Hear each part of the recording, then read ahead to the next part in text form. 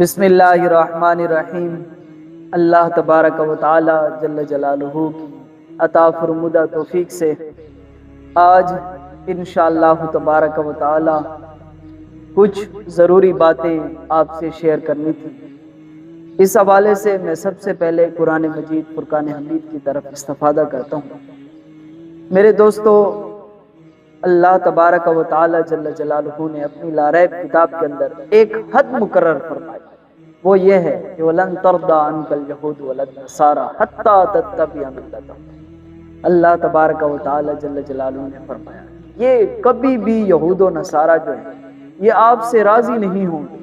یہ راضی اس وقت ہوں گے جب آپ اپنا سب کچھ چھوڑ کے ان کے دین کے اندر شامل ہو جائیں گے، تب یہ لوگ آپ سے راضی ہیں۔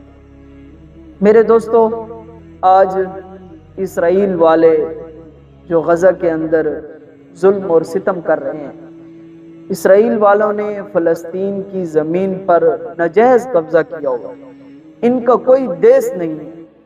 اگر آج بھی امریکہ اور یہ جتنے بھی یہود و نصارہ ہیں یہ اسرائیل والوں کی پشت پر نہ کھڑے ہوں تو آج بھی اسرائیل جو ہے وہ قائم نہیں رہ سکتا۔ کفر جو ہے وہ ملت واحد بن چکا ہے، حالانکہ مسلمانوں کو ملت واحد بننا چاہیے تھا۔ کفر دیکھو امریکہ کے پیچھے، اسرائیل کے پیچھے کس طرح امریکہ اور سارا کفر جو ہے وہ ٹھہرا ہوا ہے، لیکن یہاں دوسری طرف یہ دیکھا جائے کہ 56-57 اسلامی ممالک ہیں، ان میں بالخصوص پاکستان بھی ہے، ان کے بڑے بڑے جو ہیں یہاں ان کے بڑے بڑے جو ہیں وہ خاموش تماشائی بنے ہوئے ہیں۔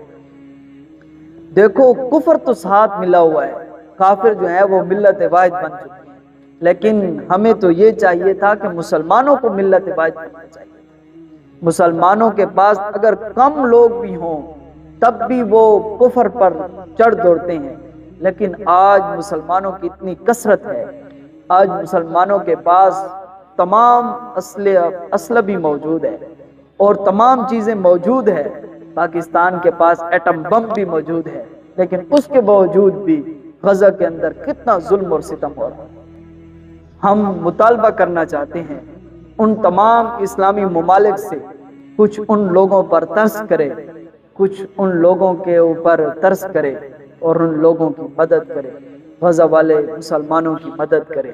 ہمارا ان سے یہ مطالبہ ہے۔ بیت المقدس، مسجد اقصی کوئی معمولی جگہ تو نہیں ہے۔ میرے کریم محبوب صلی اللہ علیہ وسلم نے فرمایا کہ اگر تم 3 جگہوں کی طرف اگر سفر کرنا تو پھر اس سفر کو معمولی نہ سمجھنا، ان طرف سفر کرنا بھی عبادت ہے۔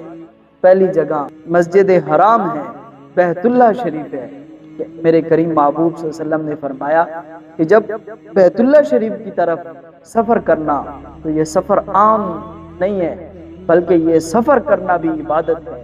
اور دوسری طرف فرمایا میرے کریم محبوب صلی اللہ علیہ وسلم نے جب مسجد نبوی شریف کی طرف سفر کرنا تو اس کو بھی معمولی نہ سمجھنا، یہ سفر کرنا بھی عبادت ہے۔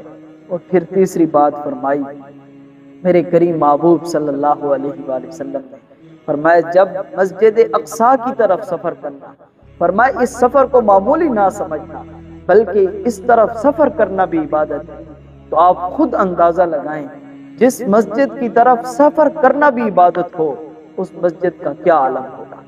اور اس مسجد کے ساتھ جو تعلق ہے وہ قرآن مجید فرقان حمید نے ان الفاظوں کے ساتھ ذکر کیا، سبحان الذی اسری بعبدہ لیلا من المسجد الحرام الی المسجد الاقصی۔ میرے کریم پروردگار نے یہ حکم فرمایا کہ جب ہم نے اپنے محبوب کریم صلی اللہ علیہ وسلم معراج کا سفر کروایا تو سب سے پہلے رسول کریم سرور کائنات صلی اللہ علیہ وسلم کو مسجد اقصی کی بھی زیارت کروائی گئی، اور پھر رسول کریم صلی اللہ علیہ وسلم نے تمام انبیاء علیہ السلام کو وہاں نماز ادا کروائی، اور خود بھی رسول کریم صلی اللہ علیہ وسلم 17 مہینوں تک اس مسجد اقصی کی طرف رخ کر کے نماز پڑھتے رہے، وہاں جا کر تمام انبیاء علیہ السلام کو نمازیں پڑھائیں۔ تو پھر وہ مسجد عام مسجد تو نہیں ہے، بلکہ وہ بہت زیادہ اہمیتوں کی حامل مسجد ہے۔ اور اسرائیل والوں کا فلسطین کے اندر قبضہ کرنا یہ ان کا ناجائز قبضہ کرنا ہے اور ان کا کوئی حق نہیں بنتا۔ آج بھی امریکہ اگر ان کی پشت کے اوپر نہ ٹھہرا ہو تو آج بھی اسرائیل والے جو ہیں وہ یہاں پر قبضہ نہیں کر سکتے۔ فلسطین کی ماؤں کے آنسو اور ان بچوں کی شہادتیں ہمارے ضمیروں کو جھنجھوڑنے کے لیے کافی ہیں۔ اگر ہمارے ضمیر جو ہیں وہ زندہ ہیں تو یہ ہمارے ضمیروں کو جھنجھوڑنے کے لیے کافی ہے۔ ظلم کے خلاف خاموشی ظالم کی حمایت کے برابر ہے، اور مسلمان ہمیشہ جو ہے وہ ظالم کی حمایت نہیں کرتے بلکہ مظلوموں کے ساتھ ٹھہرتے ہیں۔ اور اصل تقویٰ یہ ہے کہ ہم ظالموں کے ساتھ نہیں بلکہ ان مظلوم غزہ والے مسلمان جو مظلوم ہیں، جن پر یہ ظلم اور ستم کیا جا رہا ہے، ہم ان کے ساتھ ٹھہریں۔ جن لوگوں کو غزہ کی گلیوں کے اندر بہتا ہوا خون نظر نہیں آتا، وہ سر کی آنکھوں سے نہیں بلکہ دلوں سے بھی اندھے ہو چکے ہیں، وہ لوگ جنہیں غزہ کے اندر بہتا ہوا خون نظر آتا ہے۔